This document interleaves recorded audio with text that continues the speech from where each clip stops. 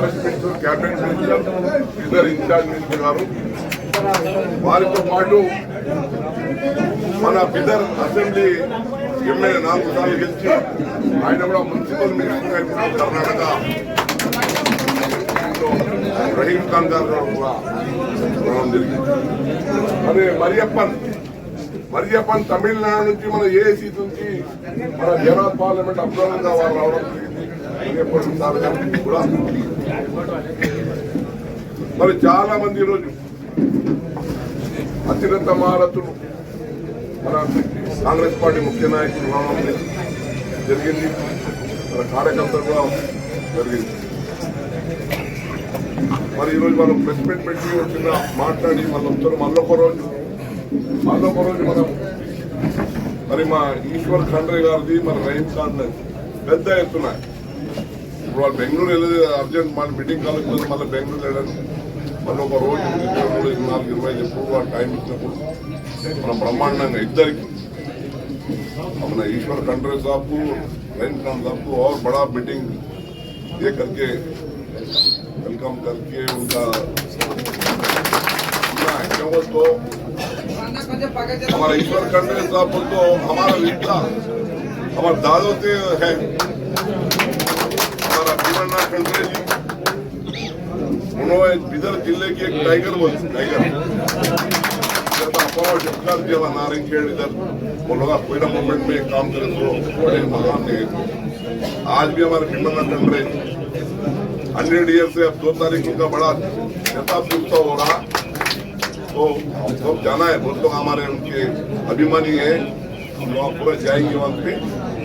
लेकिन हमारे ईश्वर खंडरे साहब भी उनके पिताजी के खत्म निशान से वो जज्बात से पूरा बिदर जिले कर्नाटका राष्ट्र चला रहे हो, वो बहुत बड़ा बात है. कौन कर रहे हैं दुष्प्रचार? हमारे टीआरएस के लोग रोज पेपर में कल पेपर ऐड देके कर्नाटक में करंट नहीं है, कर्नाटक में बस ये नहीं है, जो हम 5-6 गारंटी प्रोग्राम दिए वो सब झूठे वायदे कर रहे हो. कर्नाटक में नहीं है बोल के थोड़े जन पैसे देके थोड़ा नारायणगढ़ में 15-20 दिन पहले तो फार्मर्स लाके प्रोटेस्ट करने का कोशिश करे तो अपने बरकरार जाके प्रोटेस्ट करे. तो वैसे दुष्प्रचार पूरा बेंगलुरु में करंट ही नहीं 3-3 घंटे तक 3 दिन तोड़ तो पेपर ऐड दे रहे करोड़ों रुपए खर्च. तो ऐसा दुष्प्रचार कर तो हम हमारे ईश्वर खंडरे साहब, रहीम साहब पूरा पार्लियामेंट देख रहे हैं. उन्होंने और तुम जहीराबाद आए, आंदोलन कॉन्फ्रेंस आज नारायणगढ़ और बड़ा प्रोग्राम लेना है उनको. आज उन्होंने बेंगलुरु जा रहे गठबंधन में है बोल के दोनों को सब आगे थोड़ा देर रह के बात करके जाओ बोल के बोले आए. तो फिर बड़ा प्रोग्राम करके उनका अच्छा संदेश सुना है. तो ये दुष्प्रचार बहुत हो रहा. तो हम हमारे मंत्री है, कैबिनेट मंत्री है, इम्पोर्टेंट कैबिनेट मंत्री है हमारे ईश्वर खंडरे साहब, हमारे रहीम साहब. तो उन्होंने भी बातें बोलेंगे थोड़ा प्रेस के जरिए, बाद में आगे वो समझाएंगे. तो हमारा कैंडिडेट संजीव रेड्डी अभी आप बोले केवल कैंडिडेट का टाइम कम है. हमारा नारायणगढ़ के 10 स्प्रेड कॉन्फ्रेंस ये 180 गाँव है, 160 तांडे, टाइम कम है. तो बोला आके तो ये सब पीछे. तो और फिरने का बाग बहुत है एरिया. कैंडिडेट को क्या हाल रहता आप समझते हैं. तो ये सब हमारे कर्नाटक में जो और हमारे ईश्वर खंडरे साहब, रहीम साहब आपके प्रेस में बोलेंगे, हम तो बोलते रहते हैं, तो रोज भाषण नहीं चल रहा. तो हमारे ईश्वर खंडरे साहब और पहले रहीम खान साहब बोलने के बाद ईश्वर खंडरे साहब बुजुर्गों को स्मरण करते हुए आज यहाँ कांग्रेस कार्यकर्ताओं का सभा में हम सब लोग भाग ले रहे हैं. इस सभा के आयोजक माजी सांसद, यहाँ के प्रमुख नेता श्री सुरेश शेट्टी साहब, एआईसीसी जो यहाँ पर वीक्षक के नाते कैंप कर रहे हैं, मैयप्पन जी मेरे साथ आए कर्नाटक के नगर पालिका के और हज के सचिव मेरे मित्र श्री रहीम खान जी, यहाँ पर हमारे संजू रेड्डी के भाई सुधाकर रेड्डी, हमारे शंकरैया स्वामी जी हैं और भी पीसीसी मेंबर, युवक कांग्रेस, सेवा दल, महिला कांग्रेस, NSUI और जिला कांग्रेस के सभी पदाधिकारीगण, यहाँ मंडल के अध्यक्ष और आज यहाँ पर उपस्थित सभी माध्यम के मित्रों, साथियों और कांग्रेस के कार्यकर्ताओं, सबसे पहले मैं मेरे तरफ से कांग्रेस पार्टी की तरफ से आप सब लोगों को हार्दिक हार्दिक बधाई और स्वागत करता हूं। भाई और दोस्तों, आप लोग जानते हैं कि आने वाले 30 तारीख को तेलंगाना के चुनाव होने जा रहे हैं। ये चुनाव बहुत ही महत्वपूर्ण चुनाव है। 5 राज्यों के जो चुनाव हो रहे हैं, कर्नाटक राज्य के चुनाव के बाद पूरा देश इस तरफ देख रहा है क्या होगा भाई इस चुनाव में फलितांश, कौन जीत रहा है। ये चुनाव सही और झूठ के बीच में चुनाव चल रहा है, न्याय और अन्याय के बीच में चुनाव चल रहा है, धर्म और अधर्म के बीच में चुनाव चल रहा है। तो एक तरफ कांग्रेस पार्टी है तो दूसरी तरफ BRS बीजेपी है। BRS अलग नहीं है, बीजेपी अलग नहीं है। BRS बीजेपी का B टीम है, सबको मालूम है। आप लोकसभा में जाके देखिए, जब कोई भी बिल आता है बीजेपी को मदद करने के लिए, केसीआर के लोग या तो बीजेपी को बिल के फेवर में जाके बात करते हैं या नहीं तो बाइकाट कर देते हैं उनको मदद करने के लिए। क्या साबित करता है? इसलिए यहाँ पर नारायण खेत में खास करके बताया गया, नारायण खेत और बीदर अलग अलग नहीं है क्या? पहले तो नारायण खेत बीदर का ही एक भाग था, बीदर जिले का ही एक भाग था, और नारायण खेत के जितने लोग हैं बीदर से बहुत बड़ा अविनाभाव संबंध है, संपर्क है। हर चीज को हमारे लोग बॉर्डर से नारायण खेत आते हैं, जहराबाद आते हैं, संगारेड्डी आते हैं, सदाशिवपेट आते हैं, और आप लोग कर्नाटक में आते हैं, यहाँ पर बीदर को आते हैं, कलबुर्गी जाते हैं, हर जगह पे। और खास करके हमारा और आपका एक जैसी संस्कृति है, परंपरा है, हमारा उठना बैठना, हमारे त्योहार, हमारी रिश्तेदारी है हर जगह का, तो अलग अलग नहीं है। आज कर्नाटक में भाषावार प्रांत रचना हुआ होगा, लेकिन अभी भी हमारे संपर्क, हमारी जो ना गहरा संबंध ऐसी है। मैं भी पहली बार नहीं, कई बार नारायण खेत आया हूँ। ये हमारे सुरेश शेटकार साहब, शिवराज शेटकार साहब, ये पूरा शेटकार परिवार हमारे परिवार से बहुत बड़ा निकट संपर्क है, निकट संबंधी है हम लोग। तो ऐसे में नारायण खेत के बारे में भी हमको बहुत बड़ा गर्व है, बहुत बड़ा अभिमान है कि नारायण खेत तेज गति से और भी प्रगति होना चाहिए। तो भाई और दोस्तों, मैं बीदर जिले के पालक मंत्री होके, कर्नाटक के वन मंत्री और परिसर मंत्री होके, मैं पहले भी मंत्री था, मैं म्युनिसिपल मंत्री था नगर पालिका का। आज मेरा पहले जो डिपार्टमेंट था वो रहीम खान का है। मैं अरण्य का मंत्री भी हूँ, उस्तुवारी मंत्री भी हूँ, और मुझे जहराबाद पार्लियामेंट्री कॉन्स्टिट्यूंसी का इंचार्ज बना के हाईकमांड ने भेजा है। हम 2 दिन से फिर रहे हैं। हम कल आंदोलन में थे, परसों जहराबाद में थे। मैं एक बात कहना चाहता हूँ, हर तरफ कांग्रेस का एक तरह का वेव है, हवा है। लोग कांग्रेस को मदद करना चाहते हैं, लोग कांग्रेस को वोट डालना चाहते हैं। अब आप लोगों के हाथ में, हमारे कार्यकर्ताओं के हाथ में, जो लोग कांग्रेस को वोट डालना चाहते हैं उनको बूथ तक तो लेके जाना ना भाई, उनको बोल के उनमें हिम्मत तो जुड़ाना ना, उनमें आत्मस्थैर्य ज्यादा करना ना, उनको बोल के हमारे क्या कार्यक्रम है, हमने पहले क्या काम किया है, आने के बाद हम क्या काम करने वाले हैं। हमारे विरोधी लोग किस तरह से लोगों को गुमराह करें, किस तरह से लोगों को जो है ना बहकाए, धोखा दिए, लोगों के पीठ पे छुरा बोल के, ये सब तो बोलना पड़ेगा ना। बोले तो ही हमारे लोग बाहर आके वोट तो डालेंगे। तो मैं कार्यकर्ताओं से बोलना चाहता हूं कि ये जो चुनाव है बहुत ही तेलंगाना का अस्तित्व का चुनाव है। तेलंगाना का जो भी आगे आने वाला प्रजा है, हमारे युवक लोग हैं, उनका भविष्य है, उनका भविष्य ये चुनाव में निर्भर करता है। क्योंकि जो बीआरएस है, हमारा नेर फाइट, डायरेक्ट फाइट बीआरएस के साथ है, बीजेपी भी उनके साथ ही है। तो ये 10 साल पहले अधिकार में आए, किस तरह से आए विचार करिए, आप याद कर लीजिए। पहला तो तेलंगाना जो अलग राज्य बनाने का आपका डिमांड था, मांग था, वो राज्य किसने बनाया?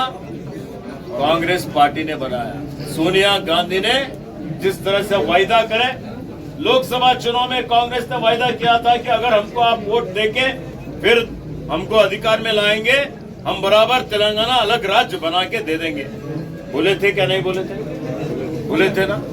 बोले जैसा तेलंगाना अलग राज्य बनाए, तो क्या सोनिया गांधी कांग्रेस पार्टी बनाए कि बीआरएस बनाए? बीआरएस बनाए क्या? केसीआर नहीं बनाया, याद रखिए। केसीआर तो वायदा किया था कांग्रेस में शामिल होता हूं, आपके साथ रहता हूं, जिंदगी भर आपका उपकार स्मरण करते रहता हूं। क्या है, धोखा है क्या नहीं है? वो बिल्कुल विश्वासद्रोह किया क्या नहीं? केसीआर कांग्रेस के साथ विश्वासद्रोह किया, विश्वासघात किया, सबके साथ विश्वासघात करके, लोगों के साथ भी विश्वासघात करके अधिकार में आया। अधिकार में आने के बाद क्या करे भाई? अभी तेलंगाना को लूट के छोड़ के ब्रह्मांड भ्रष्टाचार करे बगैर और कुछ करे क्या? शालेश्वरम प्रोजेक्ट में क्या हुआ? 1,25,000 करोड़ रुपए आपका पैसा, जो भी यहाँ पर टैक्स पेयर्स का मनी है, वो पैसा लेके एक प्रोजेक्ट बड़ा बना के उसमें हजारों करोड़ रुपए लूटपाट करे। पैसा देखा गया, उनके ऊपर केस करके अंदर डालना चाहिए। कुछ तो हुआ?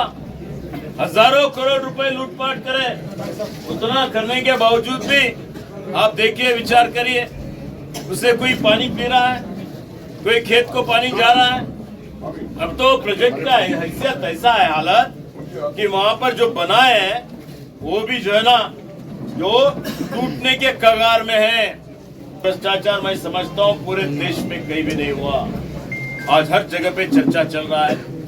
केसीआर जो कोई भी वायदा किया, वो बोला था एक हम लोग डबल बेडरूम के बीएचके के रूम सबको, जिनको जिनको घर नहीं है, मकान नहीं, उनको देंगे। दिया क्या? दिए क्या? भाई केसीआर ने क्या किया? विचार करिए आप। आज तेलंगाना के ऊपर 5 लाख करोड़ रुपए कर्जा है। कितना है? 5 लाख करोड़ तेलंगाना के हर व्यक्ति के ऊपर, हर व्यक्ति, और जो भी पैदा होने का, जो भी यहाँ हमारे बच्चे हैं, पैदा होने के बच्चे के सर के ऊपर भी 2 लाख रुपए कर्जा है। हमारे लोगों को याद करना चाहिए, कर्जा कौन वापिस देना? भाई आने वाले लोग ही देना पड़ता है ना। इतना बड़ा कर्जा कैसे हुआ?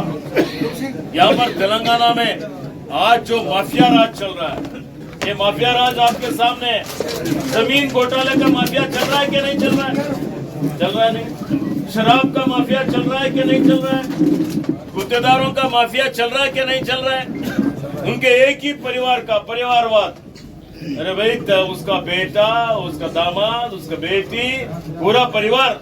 क्या उस परिवार को तेलंगाना तुम लोग जो है ना ये दिए हैं क्या? उनको गुत्ता दिए तेलंगाना के लोग, उनका ही है। अरे भाई, ऐसी जो राजनीति कहीं भी नहीं चल रहा है पूरे देश में। तो ये जो लूटपाट का राज को तो खत्म करना पड़ता है क्या नहीं? देखो भाई, अगर ऐसे ही छोड़ दिए, तुम्हारा खुद का जमीन भी नहीं रहता, वो पूरा खरीदी करेगा और पूरे तेलंगाना को गुलामी के ऊपर रखेगा, गुलाम बना के छोड़ देगा। इसलिए आज कांग्रेस पार्टी एक ऐतिहासिक पार्टी है। इस देश को आजादी कांग्रेस पार्टी ने दिलाया। कांग्रेस पार्टी के लोग त्याग करे, बलिदान करे, इंदिरा जी देश की एकता अखंडता के लिए कुर्बानी करे, राजीव जी करे। क्या करे ये लोग? क्या बीआरएस वाले करें? क्या बीजेपी वाले करें? बोले जैसे चले क्या? अरे बीजेपी तो बोला अगर हम अधिकार में आएंगे तो अच्छे दिन आएंगे। आए क्या भाई अच्छे दिन? आए क्या? हम आएंगे तो काला धन लेके आएंगे। आया काला धन? 15 लाख किसी के अकाउंट में भर्ती हो गया। 15 रुपए तो जमा करें क्या? किसानों का आमदनी हम दुगुना करेंगे। क्या दुगुना हो गया किसानों का आमदनी? दुगुना हो गया क्या? कर्जा बढ़ गया क्या नहीं? देखो, हर आदमी को 2-2 करोड़ रोजगार देंगे, नौकरियां देंगे। कितने लोगों को नौकरी मिला भाई? हाथ उठाओ। कई युवक लोग है ना, नौकरी मिला क्या? अरे हम सभी को पक्का मकान बना के दे देंगे 2022 तक। एक मकान दिए, कांग्रेस ने जब भी दिए, विचार करिए। सभी जात जात में, धर्म धर्म में, भावनात्मक विषयों को जो ना भड़का के, सिर्फ भड़काना, लोगों को हिंदू मुस्लिम करना, यहाँ का सामरस्य बिगाड़ देना, देश की एकता अखंडता को जो है ना खतरे में लेके आना, ये उनकी चाल है, क्योंकि वो कुछ नहीं करेंगे। आज तक कितना भी प्रगति हुआ है आप देखिए, सिर्फ कांग्रेस पार्टी ने किया है और कोई दूसरी पार्टी नहीं है। कांग्रेस एक ऐसी पार्टी है जो कि हर जाति, हर भाषा, हर धर्म के लोगों को अपने साथ में लेके जाके इस देश को आगे बढ़ाने का काम पूरे विश्व में ही हम सब लोग अगर सर उठा के जी रहे हैं, उसका श्रेय कांग्रेस पार्टी को जाता है। ऐसे पार्टी अधिकार में रहना कि लूटपाट करने वाला पार्टी अधिकार में रहना? विचार करो भैया। इसलिए मैं आप सब लोगों को विनती करता हूँ, आज तेलंगाना में भी जब कांग्रेस का मुख्यमंत्री वाईएस राजशेखर रेड्डी थे, तभी माइनॉरिटीज को 4% का आरक्षण मिला क्या नहीं? और लिंगायत लोगों को जो पिछड़े वर्ग में, बीसी में, सुरेश शेट्टी साहब के मेहनत से उनके बड़ी हर बार बहुत ही प्रयत्न करे, वो प्रयत्न करने की वजह से बीसी में लाए। आज पंचायत में हर जगह पे अगर लिंगायत लोग, अगर माइनॉरिटीज लोग यहाँ दिख रहे हैं, तो उसका श्रेय कांग्रेस पार्टी को, सुरेश शेट्टी को जाता है, किसी दूसरे को। इसलिए भाई और दोस्तों, आप विचार करिए, हर जगह पे कांग्रेस का लहर है। अब कर्नाटक में आप देख सकते हैं, बीजेपी की जो लूटमार चल रही थी, जो ऑपरेशन कमल करे, एमएलए को खरीदी करे, पिछले दरवाजे से कर्नाटक में अधिकार में आए। यहाँ पर भी जीतने के बाद कई लोग भागे, देखे नहीं, फिर वापस आ रहे हैं। वापस क्यों आ रहे बोले तो कांग्रेस अधिकार में आता है। ऐसे हालत हुआ है, सभी के ऊपर ईडी है, सभी के ऊपर सीडी। चुनाव आयोग को उपयोग करते हैं हर जगह पे। ये हमारे कैंडिडेट है संजीव रेड्डी, कराना चाहिए। तो देखिए, बीजेपी बीआरएस का क्या चाल है भाई? लोगों को भ्रष्ट बना देने का, पूरा उनको लोगों को भ्रष्ट बना के पूरा व्यवस्था बिगाड़ देने का। तो इससे आने वाले पीढ़ी, आने वाले जो नस्ल है, वो लोग जो है ना उसका सफर करने वाले हैं। इसलिए भाई और दोस्तों, कर्नाटक में ऐसे ही करें। कर्नाटक की जनता इतनी जागृत थी कि पूरे बीजेपी को जड़ से उखाड़ फेंक दिए। कर्नाटक 136 सीट में हम जीते, 136 सीट में जीत के, और जो भी गारंटी हमने दिया 6 महीने के अंदर, हमारा सरकार आने के बाद पूरे गारंटी हमने अमल में लेके आया। और आज केसीआर जो टीआरएस वाले अपप्रचार कर रहे हैं, झूठ बोल रहे हैं, वो भी अखबार में पब्लिसिटी कर रहे हैं। अरे कर्नाटक में बिजली नहीं है, कौन बोलता है भाई? कर्नाटक आपके बाजू में, आपके घर, यहाँ के लोग कर्नाटक में कई लोग मेरे साथ आए हैं पे, पूछो उनको, जो भी बीदर में है, घर में है, 24 घंटे उनको बिजली मिल रहा है क्या नहीं मिल रहा है? और किसानों को आवश्यकता जितना था बीजेपी के टाइम पे 3 फेज विद्युत, वो भी मिल रहा है। और हम जो भरोसा दिए थे उनको 200 यूनिट तक फ्री करंट दे देंगे, लाखों लोगों को 200 यूनिट तक फ्री करंट हमने दिया है, अमल में लाया है। आप कोई जाके वहां पर देख भी सकते हैं। और हमने जो 5 गारंटियां किए थे, शक्ति योजना में महिलाओं को सबलीकरण करने के लिए हमने हर जो है ना आरटीसी में जो भी वो प्रयाण करेंगे सरकारी बस में, वो मुफ्त में प्रयाण कर सकते हैं बल्कि बोले थे। आज तक कर्नाटक में रिकॉर्ड है, 100 करोड़ महिलाएं 6 महीने में जो है ना फ्री में प्रयाण करे, देवस्थान को गए, उनके मायके को गए, हर जगह पे गए, उनको एक स्वतंत्र मिला और वो बहुत ही बड़ी खुश है महिलाएं। देख सकते हैं आप लोग, वो पूरा अमल में हम लेके आए। आज बीदर जिले में हर महीने को 31 लाख महिलाएं, डेली 1 लाख से भी ज्यादा महिलाएं फ्री ट्रैवल करते हैं बस में, कर्नाटक के सरकारी बस में। उनको जाके पूछ सकते हैं खुश है क्या नहीं है। ऐसे ही गृहलक्ष्मी योजना, यह योजना के अंतर्गत हम कहे थे बीपीएल रहने दो, एपीएल रहने दो, टैक्स भरने वाले छोड़ के जितने भी परिवार हैं, उस परिवार का जो महिला मुखिया है, उस मुखिया के नाम पे अकाउंट ओपन करके हर महीने को 2000 रुपए देने का। इसका उद्देश्य ये था कि बीजेपी वाले जो धोखा दिए, हम महंगाई कम करेंगे बोले, महंगाई कम हो गया क्या? पेट्रोल का पेट्रोल बढ़ गया क्या नहीं? डीजल का भाव बढ़ गया क्या नहीं? गैस सिलेंडर का भाव बढ़ गया क्या नहीं? ये जीवन आवश्यक वस्तुओं का भाव बढ़ने की वजह से उसका थोड़ा भार कम करने के लिए हर महिला, हर व्यक्ति, हर घर को 2-2 हजार रुपए महीने का देता हूं बोल के घोषणा करे थे। आज आप विचार करिए, हर महीने को 2,500 करोड़, और बीदर जिले को हर महीने को 65 करोड़ रुपए आ रहे हैं। 65 करोड़ रुपए एक महिला को, 3,20,000 महिला के घर को हम पैसे उनके अकाउंट में जमा कर रहे हैं। तो एक साल को 800 करोड़ रुपए बीदर जिले में हर महिला को अपने अपने घर में महीने को 2,000 रुपए उनके खाते में जमा करने का काम कांग्रेस पार्टी ने किया है, हमारा सरकार ने किया है। हम लोग बोले थे 5 किलो चावल ज्यादा देंगे, पहले 5 किलो फ्री देते थे। केंद्र सरकार के गोडाउन में, एफसीआई गोडाउन में चावल था, तो भी गरीब विरोधी नीति अपना के चावल हम खरीदी करते 35 रुपए किलो बोले तो भी नहीं दी केंद्र का सरकार।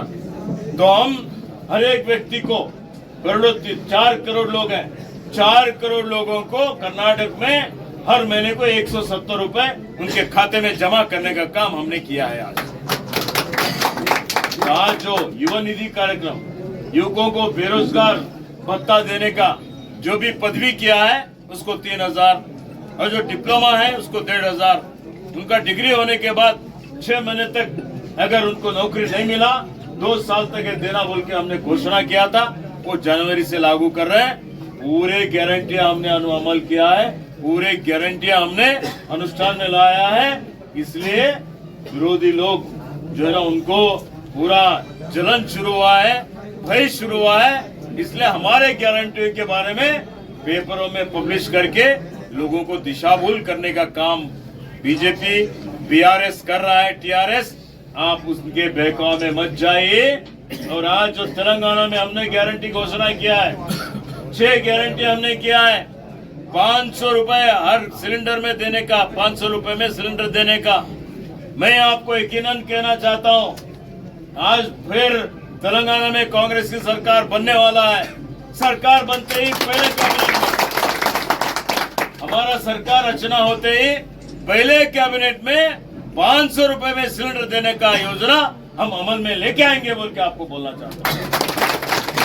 कर्नाटक में जैसे 2,000 दे रहे थे, यहाँ पर हम 2,500 रुपए घोषणा किए हर महिला को, मुखिया को। ऐसे ही जो भी बीपीएल कार्ड होल्डर है ना, तो बीपीएल कार्ड होल्डर को 2,500 रुपए हर महीने को देने का काम तेलंगाना में कांग्रेस पार्टी का सरकार बनने के बाद वो भी अमल करेंगे बोल के मैं आपको बोलना चाहता हूँ। इसके साथ साथ तेलंगाना में जो ये लोग तो झूठ बोले मकान देता हूँ बोल के, जिनको मकान नहीं है, जिनको निवेशन नहीं है, उनको 5 लाख रुपए का सहाय धन दे के मकान बनाने का जो भी योजना है, हम बोले सो पहले भी करे हैं, अभी भी मकान दिलाने का काम हम करेंगे बोल के बोलना चाहता हूँ। इसके साथ साथ हमारे कार्यकर्ता जाके घर घर को बोलना चाहिए कि यहाँ पर जो बिजली 200 यूनिट तक फ्री बिजली देने का कर्नाटक में है, वो भी तेलंगाना में अनुष्ठान करते बोल के गारंटी में बोले हैं, वो भी 200 यूनिट तक फ्री बिजली देने का योजना हम बना के दे देंगे। हमारे युवकों को सबलीकरण करने के लिए 5 लाख रुपए युवकों को मदद करने का जो योजना है, उस योजना के तहत वो भी अनुष्ठान में लेके आएंगे बोल के आप सब लोगों को कहना चाहता हूँ। और एक हमारी गारंटी मैं समझता हूँ किसानों के लिए है, आरोग्यश्री 10 लाख तक, 5 लाख था, 5 लाख रहे तो वो 10 लाख तक आरोग्यश्री, राजीव गांधी आरोग्यश्री योजना अमल में लाते बोल के हमने बोला है। तो हमने जो भी पहले भी कहे थे वो भी हम निभाए हैं। आज भी अगर हम जो भी गारंटी दे रहे हैं वो गारंटी निभा के अमल में लेके आके हम यहाँ के तेलंगाना के लोगों का सेवा करेंगे, तेलंगाना को विकास की ओर लेके जाएंगे। ये भरोसा आपके शेजारी के नाते में मेरे तरफ से, पार्टी की तरफ से, कर्नाटक की सरकार की तरफ से।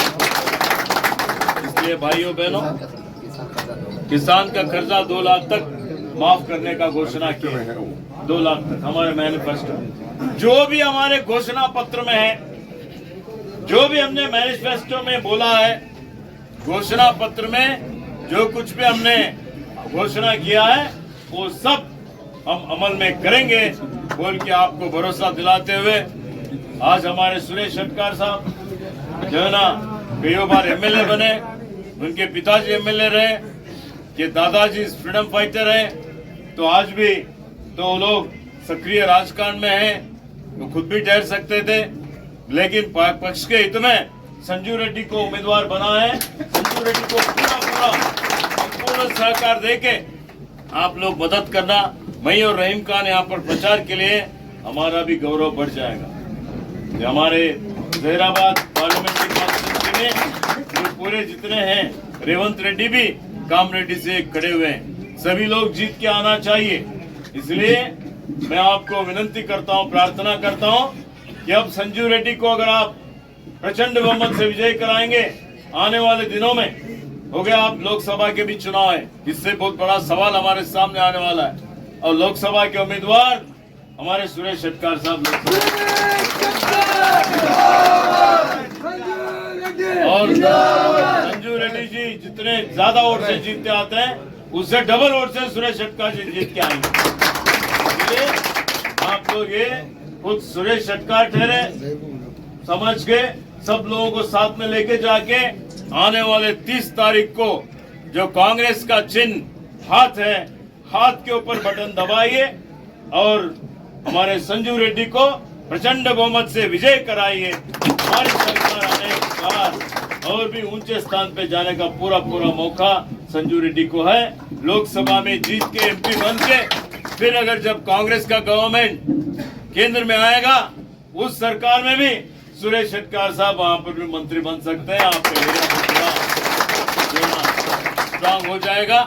यही कहते हुए आपके शेजारी के नाते आप लोग हमेशा अस्पताल के लिए आते, शिक्षण के लिए बीदर को आते हैं। मैं हूँ, रहीम खान है, हमारे नगर पालिका के अध्यक्ष है।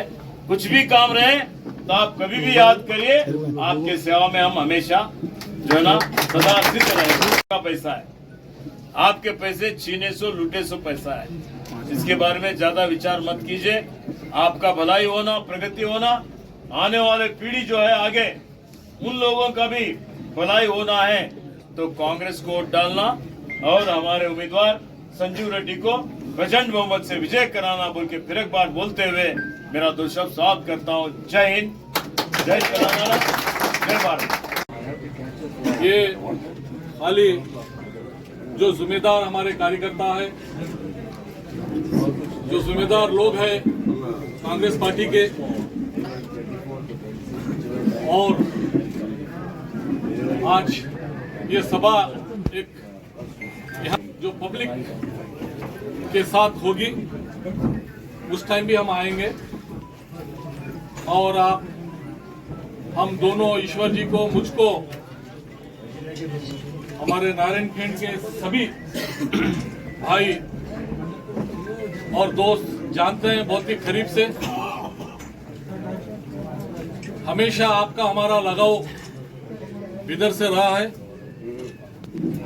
नारायणखेड़ के लोग बहुत ही मोहब्बती है, बहुत ही दिल के साफ लोग हैं, क्योंकि मेरे भी कई दोस्त रिश्तेदार यहाँ पे रहते हैं।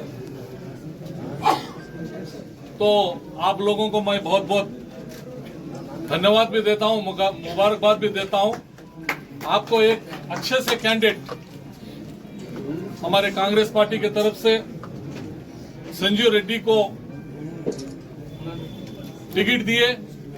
पिछले बार भी आप ठहरे थे, तो पिछले बार भी बाई इलेक्शन में बदमाशी कितनी हुई आपको मालूम है, और उसका बदला भी लेना है आपको। और उस टाइम भी 100% विन होते थे, लेकिन गवर्नमेंट रह के वो बाई इलेक्शन कैसे होते हैं हमको पता है। पूरे तरीके से पूरे ऑफिशियल को कंट्रोल कर लेते हैं, पूरे लोगों को कुछ पैसा या दूसरे लालच देके कंफ्यूज करके बाई इलेक्शन में जिताते हैं। लेकिन इस बार उसका बदला जरूर आप लोग लेने वाले हैं बोल के हमको इंटेलिजेंस से पैसे हर लोगों से पता चला है। और वो लोग क्या देंगे 1000, 2000, 500 रुपए, और वो आप लोगों को धोखा दे रहे हैं। आप सोच लो वो धोखा दे रहे हैं नहीं दे रहे हैं, मैं थोड़ा सा आपको बता दूंगा। वो 1000, 2000 रुपए जो भी दे रहे हैं ना, वो 5 साल के लिए दे रहे हैं, एक दिन के नहीं है। आपको लोगों को दिख रहे हैं कि पैसे कुछ 1000, 2000 मिल रहे हैं बोल के, 500 मिल रहे हैं बोल के, लेकिन देने वाला बहुत होशियार रहता है। 5 साल के लिए हिसाब डाल के देख रहा है। आपके पास मोबाइल है, आप उसको हिसाब डालो, आप भी वो पैसे को 5 साल मारो तो 25-50 पैसे होते हैं। तो आपकी कीमत 50 पैसे की कीमत लगाए आप डाल के देखो ना, तो बाद में डाल लो। 5 साल बोल के मारो, देने वाला मैं 5 साल के लिए दे रहा हूँ बोल के दे रहा है, तो 50 पैसे आपकी कीमत रख रहा है। क्या 50 पैसे में आजकल बीड़ी भी नहीं आ रही? तो क्या आपकी कीमत वो लोग, हर समाज के लोगों को, यहाँ के पब्लिक की कीमत क्या रखे हैं बीआरएस वाले? 50 पैसे में इंसान बिकता है बोल के रखे। तो क्या आप 50 पैसे में बिकते हैं क्या? आप सोच लो। उसके बाद आपको कोई केयर नहीं। आपको पता है क्या क्या वो उनके हमेशा पिछले 5 साल पहले के वीडियो निकाल के देखो, इससे पिछले 5 साल के वीडियो निकाल के देखो। मैं तेलंगाना को सिंगापुर टाइप बनाऊंगा बोल के स्पीच किया है मुख्यमंत्री। हर नौजवान को मैं नौकरी दूंगा, हर बिजनेस वाले को मैं लोन दूंगा, इतना बिजनेस बढ़ेगा यहाँ पूरा, बहुत ही लोग खुशहाल रहेंगे और किसान खुशहाल रहेगा। किसी को नौकरी नहीं मिली, कोई लोग खुशहाल नहीं है। तो इस तरह के से वो बीआरएस वाले धोखा दिए हैं और 10 साल से धोखा देते आ रहे हैं। तो इस बार पूरा तेलंगाना की पब्लिक डिसाइड करिए, क्योंकि थोड़े ही दिन पहले कर्नाटक में इलेक्शन हुआ है, बहुत ही बहुमत से वहां की बीजेपी की सरकार को उठा के फेंक के कांग्रेस के सरकार बने हैं। तो इस यहाँ पे भी लोग बदलाव चाहते हैं। इस बार धोखे में आप लोग नहीं पड़ना चाहिए। तो हम लोगों को भी आप लोगों की बहुत मदद हुई है। यहाँ से लोग इधर को आके कई लोग हमको भी मदद किए हैं, हमारे इलेक्शन में भी कई लोग दुआएं किए हैं। आज हम एमएलए बने हैं, मिनिस्टर बने हैं, मैं और ईश्वर जी। तो इस बार आपके एमएलए को भी जिताना है, उनको भी मिनिस्टर बनाना है। तो मैं पता करा कि मैं कल जैराबाद में था रात में 2 बजे तक। तो जैराबाद में माइनॉरिटी के लोग बोल रहे थे, माइनॉरिटी बोलते सभी लोग आते हैं, क्रिश्चियन, मुस्लिम, जैन। तो वहां पे बता रहे थे कि 2-3 साल से किसी स्टूडेंट को स्कॉलरशिप नहीं है, स्कॉलरशिप बंद कर दिया गया है और 12% रिजर्वेशन देते बोल के वादा किए थे। 12% रिजर्वेशन भी नहीं है, वही 3-4% के आगे रखे। तो हमारे लोग भी पूरे परेशान है, क्रिश्चियन परेशान है, दलित परेशान है, इस तरह से सभी लोग परेशान है, किसी को कुछ नहीं किए। तो मैं आप लोगों से विनती करता हूं कि आगे हम भी जरूर और फिर 2-4 बार आएंगे। जितने लोग यहाँ पे हैं, आप कभी भी, हर इंसान की ख्वाहिश ये होती है कि हमको 24 आवर्स एमएलए कैंडिडेट हमारे साथ रहे बोल के ख्वाहिश रहती, मगर आप 8 दिन के लिए ये काम छोड़ दो। 8 दिन के लिए आप एमएलए कैंडिडेट से मिलना ही नहीं है। एमएलए कैंडिडेट को आप दूसरे तरफ जाओ बोल के ढकल दो। भाई हम तो आपके साथ हैं, 8 दिन आप हमको, आपकी जिम्मेदारी हमको दे दो और आप जहां जहां वोट लास्ट टाइम नहीं मिले थे वहां पे जाके काम करो बोल के मैं हाथ जोड़ के विनती करता हूं, आप ये करिए। क्योंकि आप साथ रहे तो भी वोट डालने वाले हैं, साथ नहीं रहे तो भी वोट डालने वाले हैं, मगर इनको उधर से वोट लेना है जहां से नहीं मिले थे। आप ही के इसमें अगर इन्होंने ज्यादा टाइम दे दिया, जिनको टाइम देना था उनको टाइम नहीं दे तो मुश्किल का काम होता है। 5 साल उसके बाद आप कंटिन्यू रहो, जब कोई आपको रोकता नहीं। तो आप खुद एमएलए है बोल के आज के बाद ये डिसाइड कर लो, पूरे ग्रुप वाइज अपने अपने बूथ में अपने अपने एरिया में ठहर के काम करिए। अपना एरिया किधर जाता है कि आप दूसरे एरिया में फिरते रहते हैं बहुत से लोग, ऐसा मत करिए, क्योंकि यहाँ पे बहुत ही जिम्मेदारी है। इससे पहले 4 बार इनके आपके पिताजी 4 बार आपके पिताजी एमएलए थे और आपकी पूरी फैमिली पॉलिटिक्स से जुड़ी हुई है, आपकी खिदमत करे हैं। तो मैं सभी लोगों को विनती करता हूं कि यहाँ पे हमारे सरकार साहब, तो कोई बच्चा हर इंसान हर समाज का लोग जानता है सरकार साहब को। ये मैच खत्म होते कि नेक्स्ट सरकार साहब का मैच चालू हो जाता है, तो जरूर इस बार 100% होगा ये, क्योंकि ये शुरुआत है आप लोगों की।